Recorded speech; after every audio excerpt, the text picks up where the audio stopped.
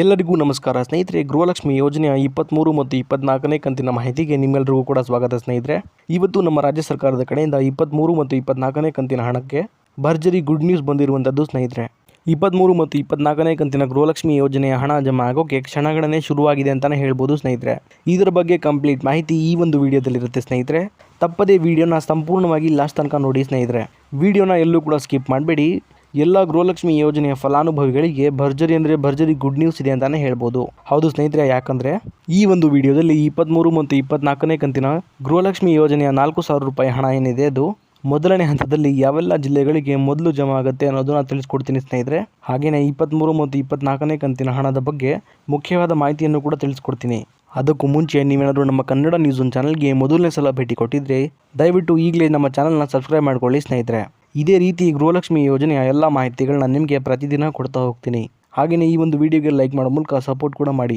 23 ಮತ್ತು 24ನೇ ಕಂತಿನ ಗೃಹಲಕ್ಷ್ಮಿ ಯೋಜನೆಯ ಹಣದ ಬಗ್ಗೆ ನಮ್ಮ ಕರ್ನಾಟಕ ರಾಜ್ಯ ಸರ್ಕಾರದಿಂದ ಒಂದು ಗುಡ್ ನ್ಯೂಸ್ ಕೊಟ್ಟಿದ್ದಾರೆ ಅಂತಲೇ ಹೇಳ್ಬೋದು ಸ್ನೇಹಿತರೆ.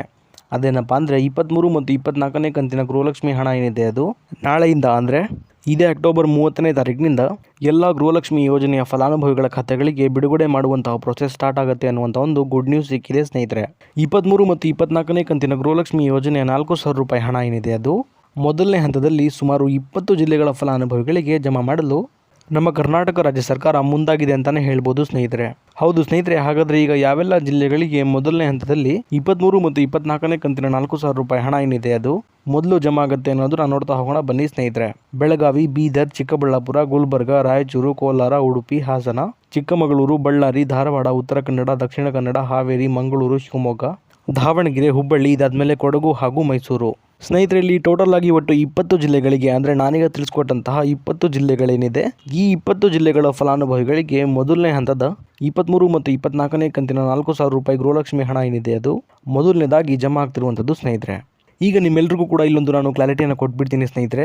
ಅದೇನಪ್ಪ ಅಂದರೆ ಈಗ ನಾನು ತಿಳಿಸ್ಕೊಟ್ಟಿರುವಂತಹ 20 ಜಿಲ್ಲೆಗಳೇನಿದೆ ಈ 20 ಜಿಲ್ಲೆಗಳಿಗೆ ಸಂಪೂರ್ಣವಾಗಿ 23 ಮತ್ತು 24ನೇ ಕಂತಿನ ಹಣ ಏನಿದೆ ಅದು ಎಲ್ಲ ಫಲಾನುಭವಿಗಳ ಖಾತೆಗಳಿಗೆ ಒಟ್ಟಿಗೆ ಜಮಾ ಆಗೋದಿಲ್ಲ ಸ್ನೇಹಿತರೆ. ಇದರ ಬದಲಾಗಿ ಹಂತ ಹಂತವಾಗಿ ನವೆಂಬರ್ ತಿಂಗಳು ಮುಗಿಯೋದ್ರೊಳಗೆ ಎಲ್ಲ ಫಲಾನುಭವಿಗಳ ಖಾತೆಗಳಿಗೆ ಸಂಪೂರ್ಣವಾಗಿ ಜಮಾ ಆಗ್ತಾ ಹೋಗುತ್ತೆ ಸ್ನೇಹಿತರೆ. ಯಾಕಂದರೆ ಸ್ನೇಹಿತರೆ, ಇಲ್ಲಿ ಸಂಪೂರ್ಣವಾಗಿ ಎಲ್ಲ ಫಲಾನುಭವಿಗಳ ಖಾತೆಗಳಿಗೆ ಹಣ ಜಮಾ ಆಗೋಕ್ಕೆ ಕನಿಷ್ಠ ಅಂದರೂ ಸಹ 15ರಿಂದ 20 ದಿನಗಳ ತನಕ ಸಮಯ ಬೇಕೇ ಬೇಕು ಅನ್ನುವಂಥ ಒಂದು ಅಪ್ಡೇಟನ್ನು ಶ್ರೀಮತಿ ಲಕ್ಷ್ಮೀ ಹೆಬ್ಬಾಳ್ಕರ್ ಮೇಡಮ್ ಅವರು ಕೊಟ್ಟಿದ್ದಾರೆ ಸ್ನೇಹಿತರೆ. ಹಾಗಾಗಿ ಸುಮಾರು ಒಂದು ದಿನಕ್ಕೆ ಇಷ್ಟು ಫಲಾನುಭವಿಗಳಿಗೆ ಅನ್ನುವಂಥ ರೀತಿಯಲ್ಲಿ ಈ ಒಂದು 23 ಮತ್ತು 24ನೇ ಕಂತಿನ ಹಣ ಏನಿದೆ ಅದು ಜಮಾ ಆಗ್ತಾ ಹೋಗುವಂಥದ್ದು ಸ್ನೇಹಿತರೆ. ನಾನೀಗ ತಿಳಿಸ್ಕೊಟ್ಟ ಹಾಗೆ 15ರಿಂದ 20 ದಿನಗಳ ಒಳಗೆ 23 ಮತ್ತು 24ನೇ ಕಂತಿನ ಗೃಹಲಕ್ಷ್ಮಿ ಯೋಜನೆಯ 4,000 ರೂಪಾಯಿ ಹಣ ಏನಿದೆ ಅದು ಜಮಾ ಆಗುವಂಥದ್ದು ಸ್ನೇಹಿತರೆ. ಆದರೆ 1 ಅಥವಾ 2 ದಿನದಲ್ಲಿ ಹಣ ಜಮಾ ಆಗೋಕ್ಕೆ ಸಾಧ್ಯ ಇಲ್ಲ. ಇಷ್ಟು ಮಾತ್ರ ಕ್ಲಾರಿಟಿನ ನೀವಿಲ್ಲಿ ತಗೋಬೇಕಾಗತ್ತೆ. ಇನ್ನು ಉಳಿದಂತಹ ಜಿಲ್ಲೆಗಳಿಗೆ 23 ಮತ್ತು 24ನೇ ಕಂತಿನ 4,000 ರೂಪಾಯಿ ಹಣ ಏನಿದೆ ಅದು ಯಾವಾಗ ಜಮಾ ಆಗುತ್ತೆ ಅನ್ನೋದನ್ನು ನೋಡೋದಾದರೆ ಸ್ನೇಹಿತರೆ, ಈಗ ಮೊದಲನೇ ಹಂತದಲ್ಲಿ ಸುಮಾರು 20 ಜಿಲ್ಲೆಗಳಿಗೆ ಮಾತ್ರ ಹಂತ ಹಂತವಾಗಿ ಈ ಒಂದು 23 ಮತ್ತು 24ನೇ ಕಂತಿನ ಹಣ ಏನಿದೆ ಅದು ಬಿಡುಗಡೆ ಆಗುವಂಥದ್ದು ಸ್ನೇಹಿತರೆ.